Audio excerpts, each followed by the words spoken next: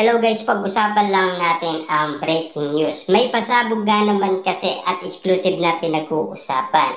Catherine Bernardo iniintrigang damay sa sabong issue ni Mayor Mark Alcala. Totoo ba?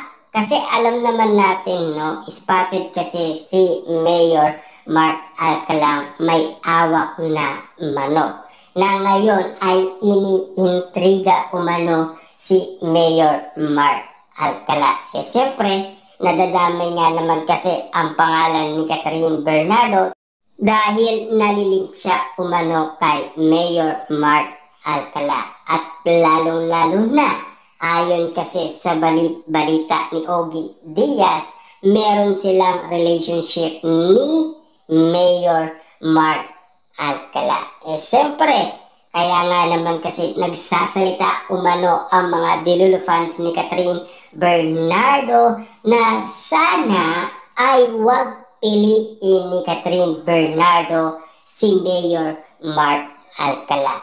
Kasi nakita nga naman kasi at kitang-kita nga naman kasi ng karamihan.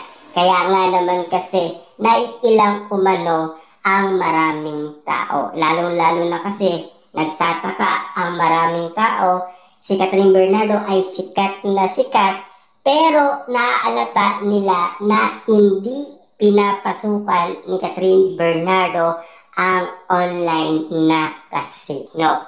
Yan ay isang bagay na pinag-uusapan ngayon.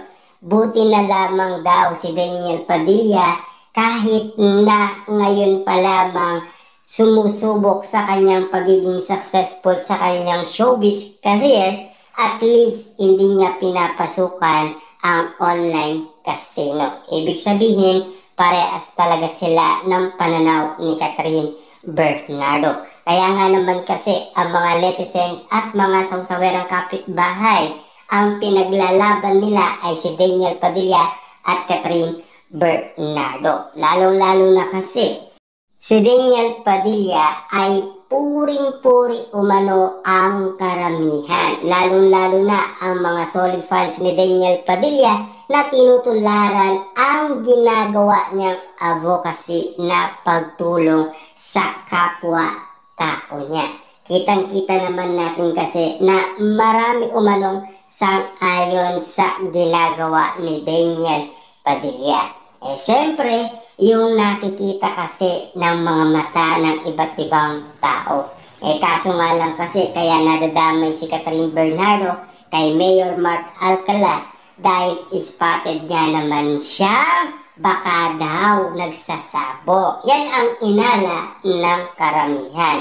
Yan kasi ang mga pinag-uusapan at pinagkakaguluhan. Na alam naman natin kasi ang bawat isyong pinag-uusapan ngayon talagang kakalat at kakalat yan. Lalong-lalo na kasi nai-involve ang pangalan Catherine Bernardo. Kasi popular na popular nga naman kasi ang pangalan Catherine Bernardo. Tapos ganun na lamang ang mababalitaan natin na kumakalat ngayon sa social media. At lalong-lalo na kasi siyempre kaya idinidikit umano si Catherine Bernardo kay Daniel Padilla. Yan ang mga prediksyon at paniniwala ng karamihan na baka katotohanan kasi ang mga pinapamalas at pinapakita ni Catherine Bernardo at Daniel Padilla. At lalo-lalo na kasi sa pag-amin nila na talagang in love pa rin sila sa isa't isa.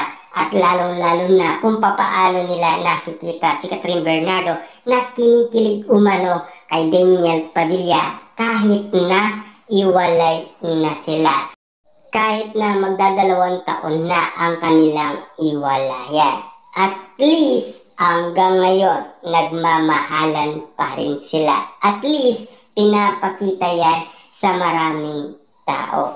At lalong-lalo na kasi ang ikakagulat natin dito, kung sa mga pinapakita ni Catherine Bernardo, natutuwa nga ba ang pamilyang Bernardo? Kasi alam naman natin na hindi kayang kontrolin ni Mami Min Bernardo si Catherine Bernardo kahit na anuman ang nais niyang gawin. Kasi umamin noon si Mami Min Bernardo na super kulit at matigas talaga ang ulo ni Catherine Bernardo. Ayon kasi kay Mami Min Bernardo, kung ano man ang gusto ni Catherine Bernardo, kailangan maibigay sa kanya. Kasi magagalit daw siya at magwawala kapag hindi ibinigay sa kanya. Yan kasi ang ulat sa atin ng nanay ni Catherine Bernardo. Kaya nga naman kasi kapag nagalit na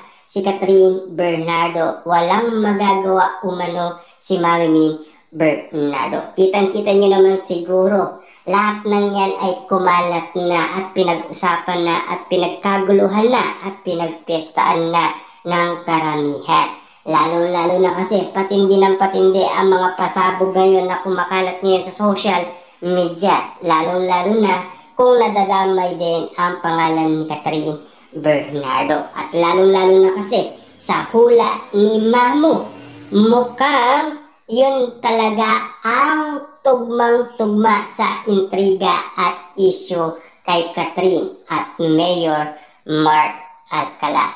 Pero inala naman kasi ng bali-balita, baka nga naman kasi meron silang privacy sa kanilang love life at ayaw nilang ipagsabi or ikuwento or ipakita umano sa iba. Ang gusto kasi nila na meron silang privacy. Lalo-lalo na kasi si Catherine Bernardo ay isang artista at lalong-lalo na si Mayor Mark Alcala ay alkalde sa Lucena.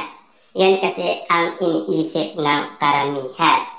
Yan din kasi ang reaction ng bali-balita patungkol umano sa kwento at lalo-lalo na ang bawat kwento ay lumalaki ng lumalaki at yan ay kumakalat at pinag-uusapan, pinagkakaguluhan at pinagpepestaan. Lalong-lalo na si Catherine Bernardo ay laging nai-issue umano kahit kanino. Kahit kanino ay nalilink siya. Pero iisa lang ang bukang bibig ni Catherine Bernardo. Walang iba kundi si Daniel Padilla. Kasi sa lahat ng mga pinakita ni Catherine Bernardo, doon tayo kumukuha ng idea. At lalong-lalo na, yun kasi ang saloobin ni Catherine